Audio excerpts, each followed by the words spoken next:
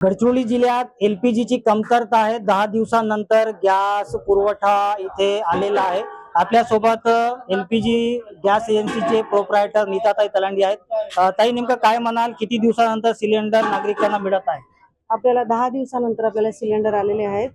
सिलेंडरची कमी याच्यामध्ये झाली कारण बाहेर गावी नेटवर्क असल्यामुळे आपल्याला बुकिंग करता येत नाही आणि बुकिंग शिवाय सिलेंडर इथे मिळत नाही। आणि किती सिलेंडर उपलब्ध झाले आता? 342। तर आता याच्या पुढे नियमित सिलेंडर मिळणार का नागरिकांना? मिळणार म्हणजे जर तुम्ही बुकिंग कराल तेव्हाच मिळेल, नाही मिळणार नाही। तर आपण बघू शकतो की बुकिंग केल्यानंतर सिलेंडर मिळत आहेत आणि काही नागरिकांची तक्रार आहे की बुकिंग केल्यानंतरही सिलेंडर उपलब्ध होत नाही। नाही, बुकिंग केल्यावर म्हणजे आता कसं आधी 21 दिवसांनी मिळायचे, आता 45 दिवस झाले। जोपर्यंत 45 दिवस कंप्लीट होणार नाही आणि ओटीपी जोपर्यंत येणार नाही तोपर्यंत त्यांना सिलेंडर मिळणार नाही।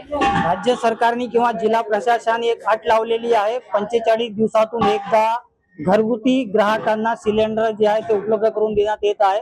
10 दिवसानंतर सिलेंडर उपलब्ध झाल्यामुळे मोठी गर्दी जी आहे ते इथे एलपीजी सिलेंडर साठी ग्राहक जे आहे ते गर्दी करीत आहेत। कॅमेरामॅन सोहेल पठाण सोबत मेमडी इरफान, TV9 गडचिरोली।